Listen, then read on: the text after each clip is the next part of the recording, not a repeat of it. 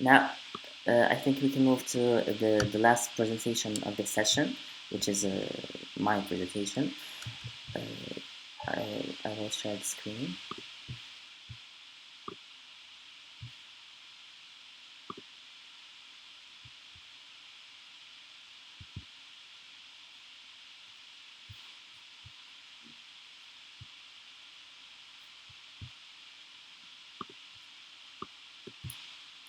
I think you can see the screen. Yes. Okay. So, hello everyone. Iyad Zatla here from University of Tlemcen, Algeria, and we are presenting an investigation on the COVID-19 pandemic, health, infection, and vaccination. So everyone has lived through the COVID-19 pandemic, the disease that affects both sexes and every individual. After the emergence of a novel coronavirus SARS-CoV-2, until now we still do not have a definitive treatment, but a variety of available vaccines. So we made a study to assess the gravity of the situation and just see the people's reflexes, or how do people react in front of a health crisis. So for that, we made a survey. We launched an online survey on Google Forms platform, on social media like Facebook, Twitter, etc. It was in the summer of 2021. The data was collected in 3 months, from June to September from 2021. And the survey was open to everyone, for all ages, or all sectors or occupations. And we had many results. So there was 516 participants, more females than males, and this backs up large studies that say that females participate more than males in surveys, because females tend to respond at higher rates, either online or on paper. We also had a variety of ages that participated in this survey, but most dominant was from 20-30 and the 30-40 age groups, because it is understandable, those are the age groups that use a lot of social media. There were also 78.9% participants from urban cities and 21.1% from rural ones, which is comprehensible since urban cities have more access to internet than rural ones. There were from the participants, there were 27.7% that were overweight, and 21.1% that had chronic diseases like diabetes or asthma. Moving on to knowledge part. For the knowledge part, we asked the question, if do people really believe in the COVID-19 virus?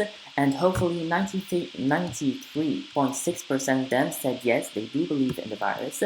And after that, we asked them if do they think this virus was natural or lab-made, and 35.3% of them said they do believe it's a natural virus that comes from natural selection, and the others, 22.6% of them, said no, it's a lab-made, it's a human-made virus. But we have to say that the nature of the virus is not really important at this point, because the virus is here, the disease is here. We have to be against it and not to look where it came from. Moving on to the prevention part, we want to see if these participants did follow the hygienic procedures throughout this pandemic. And 78.3% of them said yes, they did follow these procedures, like wearing a face mask, applying the hydroalcoholic gel, social distancing, and other forms. And 44.3% of them said they did follow these procedures sometimes, maybe at every wave or every peak, not the whole time through the pandemic. But 16.9% of them did not follow any of the procedures since the start of the pandemic. Which we can see that these hygienic procedures, or following the protective measures, do reduce the number of cases of COVID-19, and they keep the health system calmly to not reach overcapacity. So moving to the infection part.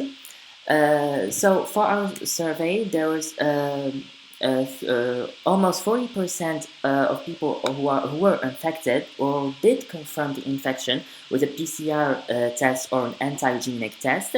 And most participants had mild symptoms like fever-like symptoms, smell and taste loss, headaches, stiffness, or muscle aches.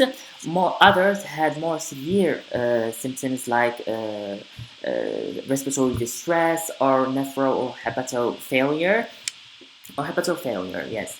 But the most concerning part was the post-infection. A lot of the participants, we asked them if they did notice any after-infection symptom, and a lot of them said yes, they had constant dizziness, hair loss, some completely lost the capacity to smell or taste.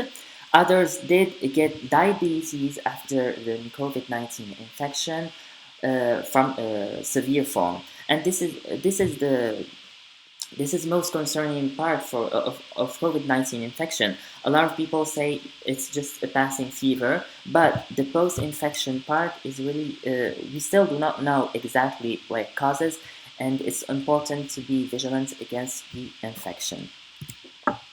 So moving to our final part of treatments and vaccination, we can see that participants, 62.1 of participants, yes, you can hear me clearly, yes?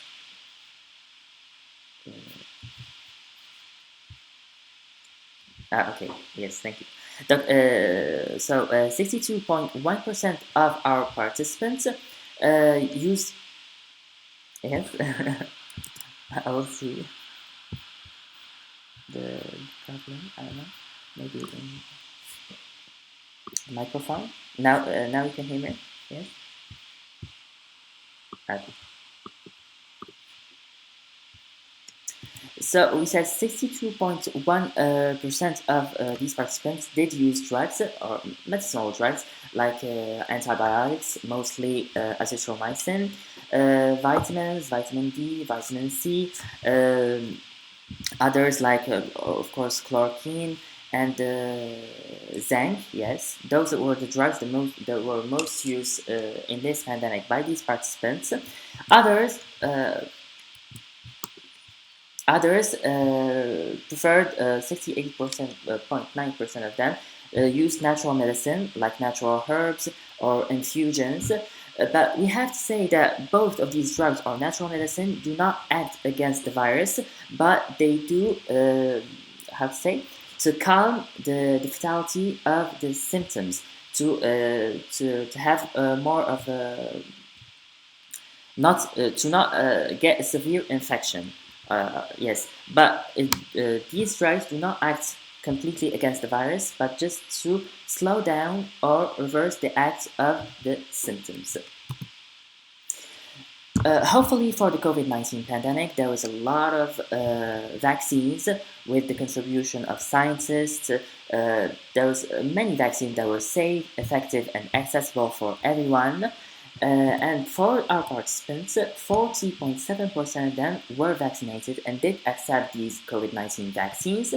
32.6% of them said they might think of getting of COVID-19 vaccines at future times, but 36.8% of them completely refused a COVID-19 vaccines, and this is due to rumors and conspiracy theories on that the vaccine might kill you in future times or else. So was for our study. We can say that COVID-19, yes, it is a disease. We all the virus is here, the disease is here, and we should all stay safe, stay protected, and vaccinate, and not just wait till the next peak or the next wave to come. So we should all be vigilant against the infection. And that's it. I thank you for your attention.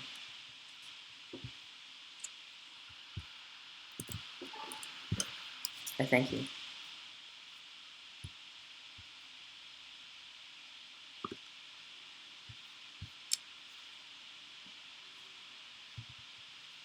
Yes.